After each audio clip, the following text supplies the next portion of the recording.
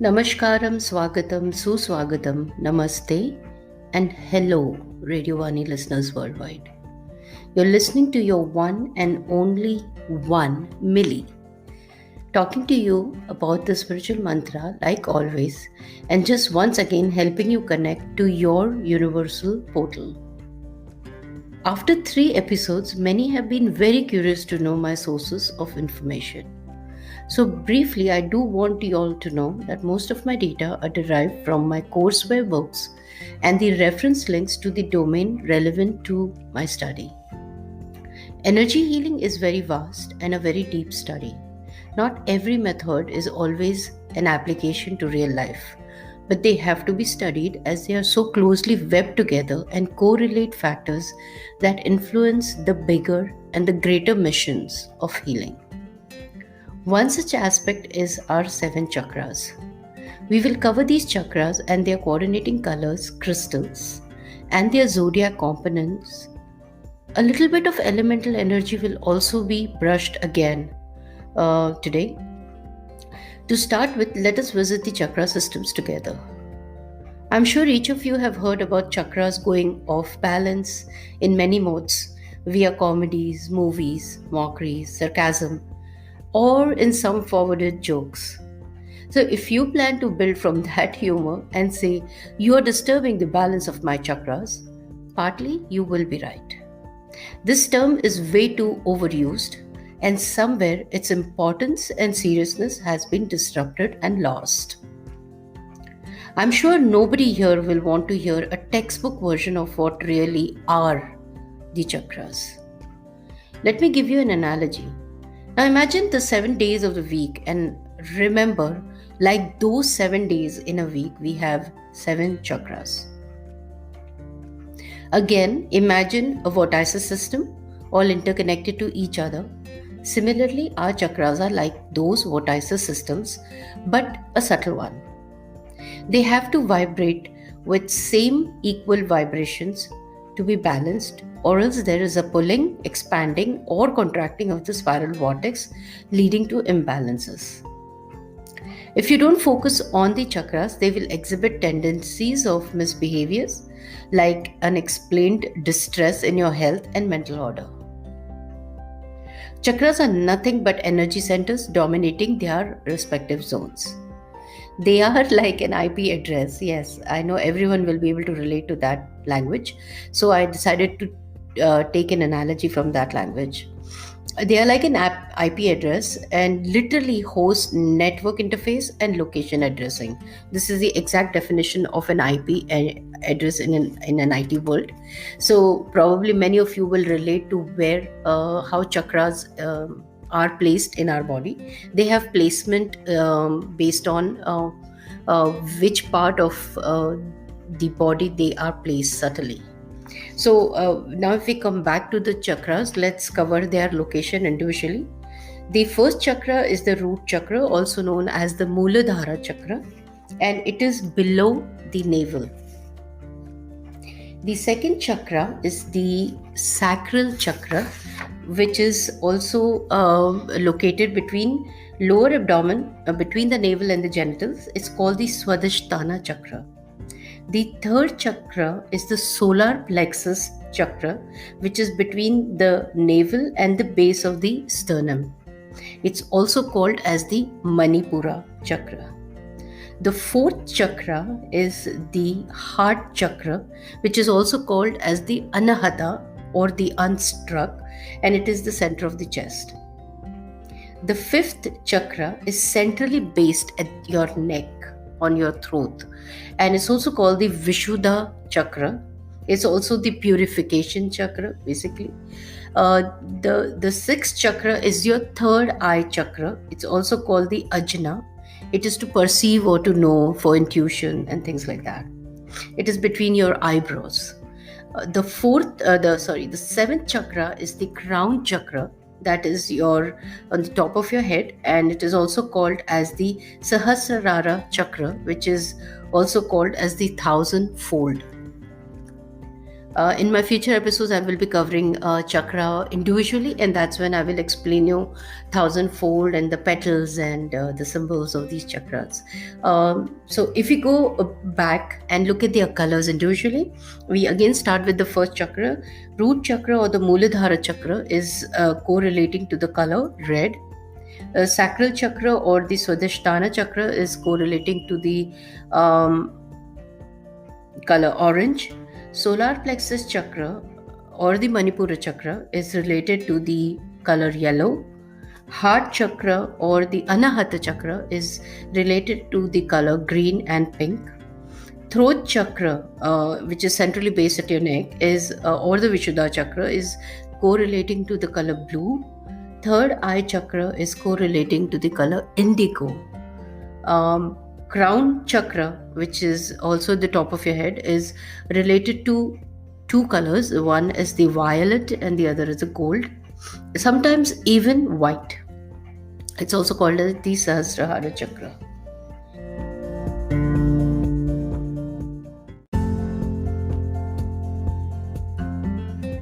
So let's start with the glandular connection of each chakra. The chakra, which is also the first chakra, root chakra, called as the Muladhara, rules the adrenals.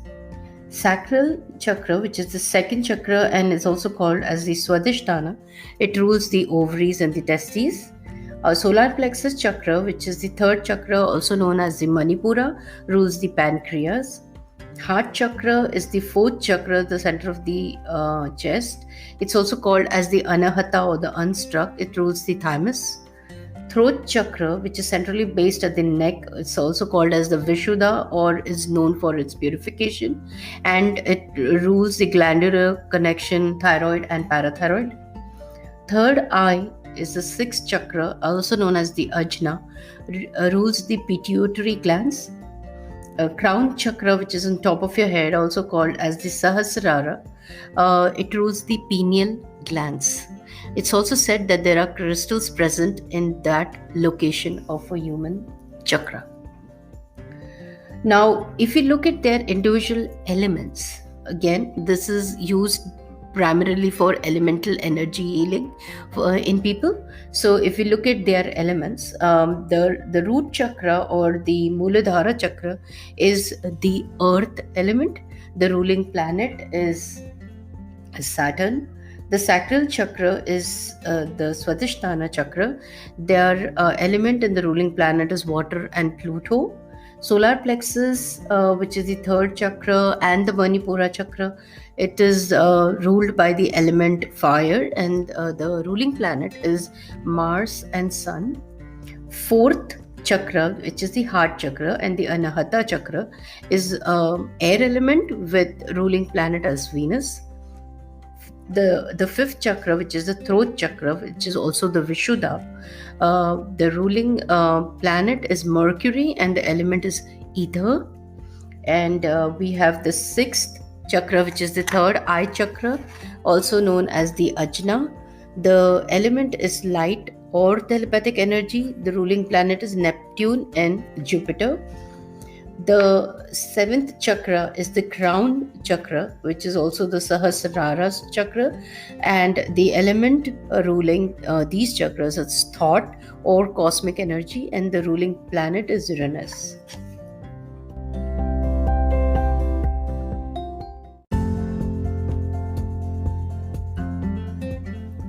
So now let's see the astrological association of these chakras. When I say the astrological association, it means the predominance of these chakras in certain zodiac categories. So let's start with the root chakra, which is also the Muladhara chakra. The astrological association of this chakra are with people who are Capricornians. The sacral chakra, which is the second chakra of the human body, and is also called as the Swadhisthana. And the association, the zodiac association or the astrological association of this chakra are with the people of Cancerians and Scorpions. Basically, this chakra is far more predominant than the other chakras in these people. Solar plexus chakra which is also called as the Manipura and happens to be the third chakra. It's associated with the zodiac Aries and Leos. And when I say associated chakras, these people should focus on practicing balancing their certain predominant chakras, and that way they will end up balancing most of their chakras in that bargain. The fourth chakra is the heart chakra or the Anahata, and the predominant zodiac associated to them are Librans and the Taurians. Then we come to the throat chakra, which is the fifth chakra, and it's also called as the Vishuddha. The zodiac association of the people belonging to Geminis and Virgos. Then we come to the sixth chakra, which is the third eye chakra, also known as the Ajna. The astrological association of this chakra is with people who are Sagittarians and Pisceans. The crown chakra, which is the top head, also called as the Sahasrahara, it's also associated with people who are Aquarians. So similarly, like the zodiac association, these chakras are also associated to senses. So let's start looking at the senses and what they rule. So the root chakra, the first chakra, which is Muladhara, is associated with the sense of smell. Sacral chakra, also known as the Swadhisthana, which is the second chakra, it is associated with the sense of taste. Solar plexus chakra, which is the Manipura chakra, it's associated with the sense of sight.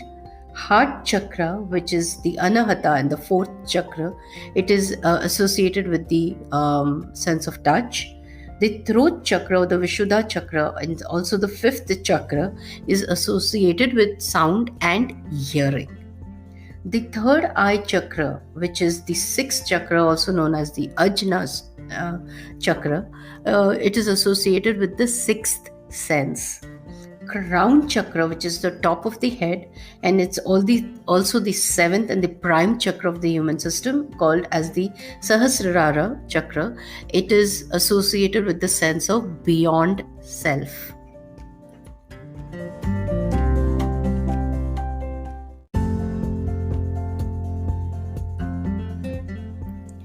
So let's see what happens when any of these chakras or all of the chakras are out of balance. I would be categorizing these dysfunctions into two parts. It's called the ED and the PD. ED being the emotional dysfunction, and the PD means the physical dysfunction. So we start with the root chakra, which is also the Muladhara chakra, also the first chakra of the human system. The ED is, or the emotional dysfunction, is mental lethargy, spaciness, incapable of inner stillness, and the physical dysfunction is osteoarthritis. The second chakra is the sacral chakra, also known as the Swadhisthana chakra. The ED, or the emotional dysfunction, is unbalanced sex drive, emotional instability, feelings, and isolations. The physical dysfunction, or the PD, is impotence, frigidity, bladder, and prostrate problems with lower back pains. The third chakra is the solar plexus chakra, which is also known as the Manipura. The ED, or the emotional dysfunction, is oversensitiveness to criticism, need to be in control, low self-esteem. And the PD, or the physical dysfunction, is stomach ulcers, digestive problems, chronic fatigue, allergies, and diabetes. The fourth chakra is the heart chakra, also known as the Anahata chakra. And the emotional dysfunction of this chakra is fears about betrayal, codependent, melancholic, and the PD, or the physical dysfunction, is shallow breathing, high blood pressure, heart disease, and cancer. The fifth chakra is known as the throat chakra, also called the Vishuddha. The ED being perfectionism, inability to express emotions, block creativity, and the PD is the physical dysfunction, is sore throats, neck aches, thyroid problems, and asthma. The sixth chakra is the third eye chakra, also known as the Ajna. The ED or the emotional dysfunction is nightmares, learning difficulties, hallucinations, and the PD, which is the physical dysfunction, is headaches, poor vision, neurological disturbances, and glaucoma. The seventh and the prime chakra of the human system is the crown chakra, also known as the Sahasrara chakra. And the ED or the emotional dysfunction is depression, obsessional thinking, confusion, and the physical dysfunction is sensitivity to pollutants, chronic exhaustion, epilepsy, and Alzheimer's. There are certain measures we can practice in order to balance these chakras for our total wellness. During my next episodes, I would elaborate the measure for each specific chakra with their coordinating essential oils and their crystal. But before I go, I would like to tell you the names of the crystals to each chakra, and we will cover the metaphysical properties in the next episode. In my next episode, actually, I would also be covering the essential oil and the crystal in more detail, respective to one or two chakras based upon the time we would have together. So let's start with the crystals associated with each chakra. So for root chakra, we can look at hematite, tiger's eyes, and bloodstone. For sacral chakra, we can look at citrine, carnelian, and golden topaz. For solar plexus, we can look at aventurine, quartz, sunstone, and yellow citrine. Heart chakra does very well with watermelon, tourmaline, rose quartz, and emeralds. Third eye chakra is amethyst, fluorite, and azurite. Crown chakra is amethyst, clear quartz, and diamond. Having said this, chakra again requires personal attention, each of the chakras. And as I referred earlier, each chakras have a domination of certain zodiac belonging categories and people. So if those people focus on their predominant chakras, they would really do very good in their total wellness and prosperity and health.